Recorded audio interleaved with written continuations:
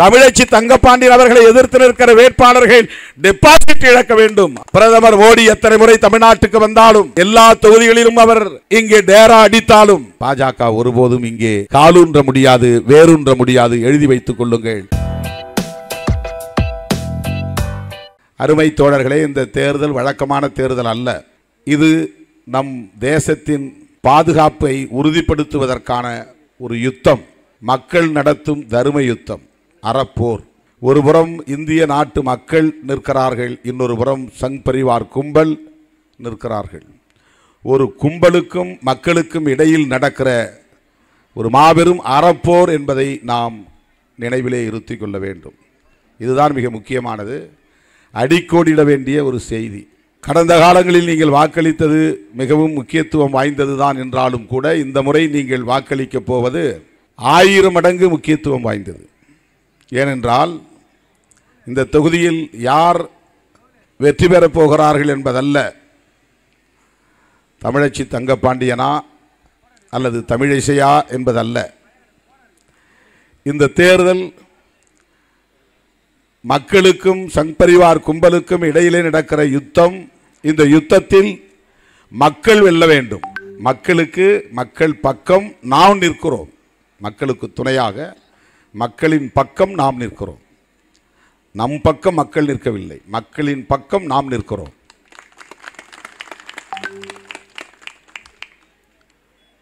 இரண்டு ஆண்டுகளுக்கு முன்பே நம்முடைய தமிழக முதல்வர் மாண்புமிகு அண்ணன் தளபதி ஸ்டாலின் அவர்கள் தேசிய அளவிலான ஒரு தேர்தல் வியூகத்தை அமைத்து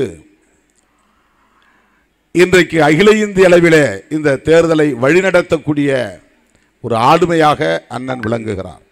அதை கவனத்திலே கொள்ள வேண்டும். தமிழ்நாடு அளவிலே தன்னுடைய தேர்தல் களத்தின் எல்லையை சுருக்கிக் கொள்ளவில்லை. அவர் சராசரியாக இந்த தேர்தலை சந்தித்திருப்பாரேயானால் தன்னுடைய கொள்கை பகை அதிமுக, தன்னுடைய கொள்கை எதிரி எடப்பாடி பழனிசாமி என்று தமிழ்நாட்டு எல்லைக்குள்ளேயே சுருங்கி களம் அமைத்திருப்பார், சுருக்கியிருப்பார். ஆனால் அப்படி இல்லை. அதிமுகவை அவர் ஒரு பொருட்டாக கருதவில்லை. எடப்பாடி பழனிசாமி அவர்களையும் அவர் தன்னுடைய எதிரியாக, பிரதான எதிரியாக முன்னிறுத்தவில்லை. அகில இந்திய அளவிலே அவருக்கு ஒரு வியூகம், ஒரு பார்வை. அதனால்தான் காங்கிரஸ் கட்சியினுடைய தலைவர் ராகுல் காந்தி அவர்களோடு அவர் கைகோர்த்து எல்லோரையும் ஒரு புள்ளியிலே இணைக்கக்கூடிய ஒரு மகத்தான பணியை செய்தவர் நம்முடைய முதல்வர் மாண்புமிகு அண்ணன் தளபதி ஸ்டாலின் அவர்கள். ஏன் இதை அவர் செய்ய வேண்டும்? என்ன தேவை? ஏன் இதை விரிவுபடுத்த வேண்டும்? தமிழ்நாட்டு அளவிலே 40 தொகுதியோடு நின்று விடலாம். அதிமுகவை எதிர்கொள்வது அவருக்கு மிகவும் எளிது. எடப்பாடி பழனிசாமி அவர்களை இன்னொரு முறை வீழ்த்த வேண்டிய தேவையில்லை. ஏற்கனவே நாடாளுமன்ற தேர்தலிலும், சட்டமன்ற தேர்தலிலும், உள்ளாட்சி தேர்தலிலும் 3 முறை வீழ்த்தி காட்டியிருக்கிறார். இந்த கூட்டணி 2018, 2017 உருவானது. இந்தியாவில் இப்படி ஒரு கூட்டணி எந்த மாநிலத்திலும் கிடையாது. இப்படி ஒரு கூட்டணியை தொடர்ந்து பல தேர்தல்களை சந்திக்கக்கூடிய அளவுக்கு கட்டுக்கோப்பாக வைத்து வழிநடத்தக்கூடிய வலிமை இந்திய அளவிலேயே நம்முடைய தமிழக முதல்வர் மாண்புமிகு அண்ணன் தளபதி ஸ்டாலின் அவர்களுக்கு மட்டும்தான் இருக்கிறது. வேறு எங்கேயும் அணிகள் அப்படி தொடர்ந்து நீடிப்பதில்லை. ஏன் 2019 உருவான இந்த அதிமுக கூட்டணி, பாஜக, அதிமுக, பாமக, தேமுதிக இவையெல்லாம் இந்த தேர்தல் வரையில் நீடிக்க முடிந்ததா? இல்லை. அவர்கள் எப்போது வெளியேறினார்கள், எப்போது அது உடைந்தது, எப்போது நொறுங்கியது என்று நமக்கே தெரியாது. எடப்பாடி பழனிசாமி அவர்கள் திடீரென்று தனித்து நாங்கள் போட்டியிடுவோம் என்று அறிவிக்கிறார். எந்த அடிப்படையிலே அறிவிக்கிறார்? எதற்காக அறிவிக்கிறார்? என்ன முரண்பாடு? கொள்கை அடிப்படையிலான முரண்பாடா? பாரதிய ஜனதா பேசுகிற அரசியலில் எங்களுக்கு உடன்பாடு இல்லை, அவர்கள் வெறுப்பு அரசியலை விதைக்கிறார்கள், இஸ்லாமியர்களுக்கு எதிராகவும் கிறிஸ்தவர்களுக்கு எதிராகவும் வன்முறைகளை கட்டவிழ்த்து விடுகிறார்கள், அதனால் நாங்கள் வெளியேறினோம் என்று என்றைக்காவது அவர் பேசியது உண்டா? சிஏஏ சட்டத்தை கொண்டு வந்தது தவறு, அன்றைக்கு நாங்கள் தவறு இழைத்து விட்டோம், இன்றைக்கு நாங்கள் உணர்ந்து கொண்டோம், பிஜேபியை விட்டு வெளியேறுகிறோம் என்று என்றைக்காவது அவர் பேசியதுண்டா?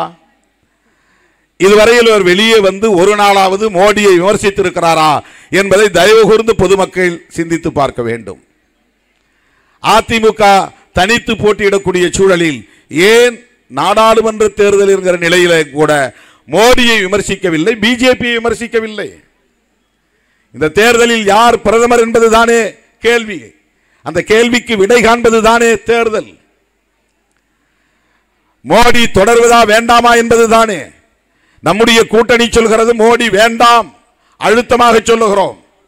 அதனால்தான் தேசிய பார்வை, அதனால்தான் தேசிய அளவிலான தேர்தல் வியூகம், அதனால்தான் காங்கிரஸ் தலைவர் ராகுல் காந்தியோடு அண்ணன் தளபதி அவர்கள் இறுக்கமாக கைகளை பற்றி நிற்கிறார். எல்லா தலைவர்களையும் ஒருங்கிணைக்கிறார்.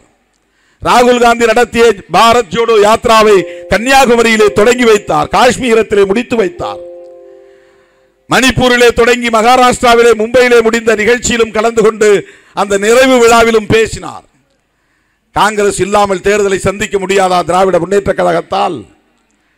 காங்கிரஸ் இல்லாமல் இருந்திருந்தால், பாரதிய ஜனதாவோடு நட்பு பாராட்டி இருந்தால், நல்லிணக்கமாக இருந்திருந்தால் செந்தில் பாலாஜி உள்ளே போய் இருக்க வேண்டிய தேவை ஏற்பட்டு இருக்காது.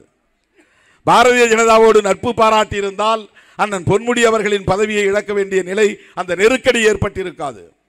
பாரதிய ஜனதாவோடு நட்பு பாராட்டி இருந்தால் இன்றைக்கு திமுக முக்கிய புள்ளிகளின் வீடுகளில் ஐடி ரைடு நடக்காது, இன்கம் டாக்ஸ் ரைடு.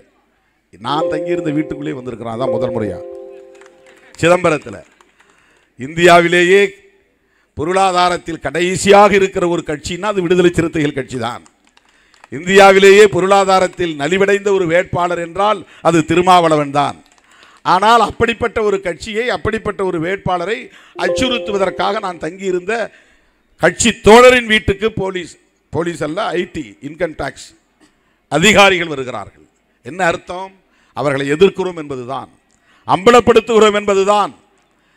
இந்த நெருக்கடிகளை எல்லாம் எதிர்கொண்டு எதற்காக காங்கிரசோடு கைகோர்த்து நிற்கிறார் தளபதி அவர்கள்? இதை ஆழமாக நீங்கள் சிந்திக்க வேண்டும். ஏனோ தானோ என்று தேர்தலை அவர் சந்திக்கவில்லை, ஏனோ தானோ என்று பதவிக்காக ஒரு தேர்தலை அவர் சந்திக்கவில்லை. இந்த நாடு காப்பாற்றப்பட வேண்டும், ஜனநாயகம் காப்பாற்றப்பட வேண்டும், இந்த பாசிச கும்பலிடமிருந்து மக்கள் காப்பாற்றப்பட வேண்டும். இந்த பொறுப்புணர்வோடு தான் நம்முடைய முதல்வர் அண்ணன் தளபதி ஸ்டாலின் அவர்கள் இந்த தேர்தல் வியூகத்தை தேசிய அளவில் கட்டமைத்திருக்கிறார். பாசிச பாஜக அரசை வீழ்த்த வேண்டும். அவருடைய விளம்பரத்தில் நீங்கள் பார்க்கலாம், தொலைக்காட்சிகளில், சமூக வலைத்தளங்களில், இந்தியாவை காக்க ஸ்டாலின் அழைக்கிறேன். ஸ்டாலின் குரல் நாட்டை காக்க, ஜனநாயகத்தை காக்க, சிறுபான்மையினரின் பாதுகாப்பை உறுதிப்படுத்த ஸ்டாலின் குரல். இதுதான் இன்றைக்கு தமிழகம் ஒலித்துக் கொண்டிருக்கிறது. தமிழ்நாட்டை காப்பாற்ற வேண்டும் என்பதல்ல, திமுக வெற்றி பெற வேண்டும் என்பதல்ல, தமிழச்சி தங்கப்பாண்டியன் வெற்றி பெற்றால் போதும் என்பதல்ல. அகில இந்திய அளவிலே இந்தியா கூட்டணி வெற்றி பெற வேண்டும். அதற்கு பாசிச பாஜக அரசை வீழ்த்த வேண்டும். அப்போதுதான் இந்த நாட்டையும் மக்களையும் காப்பாற்ற முடியும், ஜனநாயகத்தை காப்பாற்ற முடியும், ஜனநாயக விழுமியங்களை கொண்டிருக்கிற இந்திய அரசமைப்பு சட்டத்தை பாதுகாக்க முடியும். இந்த தொலைநோக்கு பார்வை அண்ணன் தளபதி அவர்களுக்கு இருக்கிறது என்பதை நாம் புரிந்து கொள்ள வேண்டும். அந்த அடிப்படையில் தான் இவ்வளவு நெருக்கடிகளையும் சகித்து கொண்டு இந்த தேர்தல் வியூகத்தை அமைத்து எதிர்க்கட்சிகளோடு இணைந்து நிற்கிறார். திமுகவை ஒழிப்பதற்கு எவனோ புறப்பட்டான், புறப்பட்டவன் எல்லாம் காணாமல் போனான். அதுதான் வரலாறு. தமிழ்நாட்டு அரசியல் திமுகவை அழிப்பதற்கென்றே நடத்தப்பட்ட தேர்தல், அது வியூகங்கள் தான், போர் வியூகங்கள் தான். ஒரு நீண்ட நெடிய அரை நூற்றாண்டு கால அரசியல் வரலாறு திமுகவை எதிர்த்து, திமுகவை குறிவைத்து நடத்தப்பட்ட அரசியல் தான். ஆனால் அவர்களால் முடியவில்லை. பெரியாரை ஒழிப்பதற்கு எவ்வளவோ முயற்சித்து பார்த்தார்கள், ஒரு சிந்தனைகளை அழித்தொழிப்பதற்கு. அண்ணாதான் அதை கையில் எடுத்தார் என்பதனால் அண்ணா ஒழியட்டும் என்று கருதினார்கள். அண்ணா இறந்ததும் முடிந்தது என்று கருதினார்கள். அண்ணாவுக்கு பிறகு முத்தமிழறிஞர் கலைஞர் வந்தார். 50 ஆண்டு காலம் அவர்தான் தமிழக அரசியலின் அச்சாணியாக சுழன்றார். ஒன்று எதிர்த்து பேசணும், இல்லைன்னா ஆதரித்து பேசணும். அதுதான் தமிழ்நாடு அரசியல். கலைஞர் எதிர்ப்பு, கலைஞர் ஆதரவு. இடையில யாரும் வந்து போகலாம், ஆட்சியில் இருக்கலாம். எம்ஜிஆர் வந்தார், ஜெயலலிதா வந்தார், போனார், அவ்வளவுதான். எம்ஜிஆர் வந்தார் போனார், ஜெயலலிதா வந்தார் போனார். ஆனால் அரசியல் கலைஞர் எதிர்ப்பு, கலைஞர் ஆதரவு. அதுதான் 50 ஆண்டு கால அரசியல். கலைஞருக்கு பிறகு அவ்வளவுதான், முடிந்தது பெரியாரியம், முடிந்தது அண்ணா அரசியல், முடிந்தது கலைஞர் அரசியல் என்று கருதினார்கள். தாய் 8 அடி பாய்ந்தால் குட்டி 16 அடி பாயும் என்பார்களே, அப்படி கலைஞர் என்கிற புலிக்கு பிறந்த குட்டி புலி அண்ணன் தளபதி அவர்கள் அவரை விட 16 மடங்கு இன்றைக்கு எட்டி பாய்கிறார். அதனால்தான் எச் ராஜா சொன்னார், கலைஞரை விட இவர் ரொம்ப டேஞ்சர்னு. அவங்களுக்கு தெரியுது கரெக்டா. அண்ணன் தளபதி அவர்கள் வகுத்திருக்கிற இந்த தேர்தல் வியூகம் மோடியை நடுங்க வைத்திருக்கிறது. அரவிந்த் கெஜ்ரிவாலை கைது செய்ய முடியும், ஹேமந்த் சோரனை கைது செய்ய முடியும், தளபதி ஸ்டாலின் அவர்களை அவர்களால் சீண்ட முடியாது. ஆனால் இதுவெல்லாம் இவருக்கு வைக்கிற செக் பாருங்க. முதலமைச்சராக இருந்தாலும் கைது செய்வோம், கெஜ்ரிவாலை கைது செய்து விட்டோம், ஹேமந்த் சோரனை கைது செய்து விட்டோம், உங்கள் அமைச்சர் பாலாஜியை உள்ளே தள்ளி ஒரு ஓராண்டாக போகிறது, நாங்கள் நினைத்தால் பொன்முடியை பதவியை உடனே பறிக்க முடியும். இதெல்லாம் இவரை சுத்தி சுத்தி வைக்கிற செக். ஆனால் அதற்கெல்லாம் அசரக்கூடிய ஆள் அல்ல. ஏனென்றால் இவர் பெரியாரின் மடியில் தவழ்ந்தவர், பேரறிஞர் அண்ணாவின் அரவணைப்பில் வளர்ந்தவர், கலைஞரின் பாசறையில் பயின்றவர். அதனால் அண்ணன் தளபதி அவர்கள் கொஞ்சமும் அதை பற்றி கவலைப்படவில்லை, அஞ்சவில்லை, பின்வாங்கவில்லை. அருமை தோழர்களே, இந்த பாசிச பாஜக அரசு தேர்தல் அறிக்கையை ஒரு முறை நாம் ஒப்பீடு செய்து பார்க்க வேண்டும். பாஜக தேர்தல் அறிக்கை, காங்கிரசின் தேர்தல் அறிக்கை, திமுக தேர்தல் அறிக்கை, விசிக தேர்தல் அறிக்கை, இடதுசாரிகளின் தேர்தல் அறிக்கை நமது சிந்தனை என்ன என்பதை வெளிப்படுத்துகிறது. நாம் அன்றின் ஒற்றை இலக்கு என்பது சமூக நீதிதான். ஏன் சமூக நீதி வேண்டும்? விளிம்பு நிலை மக்கள் வலிமை பெற வேண்டும். ஏன் விளிம்பு நிலை மக்கள் வலிமை பெற வேண்டும்? காலம் காலமாக இவர்கள் வஞ்சிக்கப்பட்டவர்கள், கல்வி மறுக்கப்பட்டவர்கள், அதிகாரம் பறிக்கப்பட்டவர்கள். அதனால் என்ன போராடினாலும் மேம்பெற முடியவில்லை. எனவே சமூக நீதி தேவை. இந்த சமூக நீதிக்கு நேர் எதிரான கும்பல், ஓபிசி மக்களுக்கு இடஒதுக்கீடு கொடுக்க கூடாது என்று வன்முறை வெறியாட்டம் நடத்திய கும்பல், அவர்களை வீழ்த்த வேண்டும். பாசிச பாஜக அரசை வீழ்த்த வேண்டும்.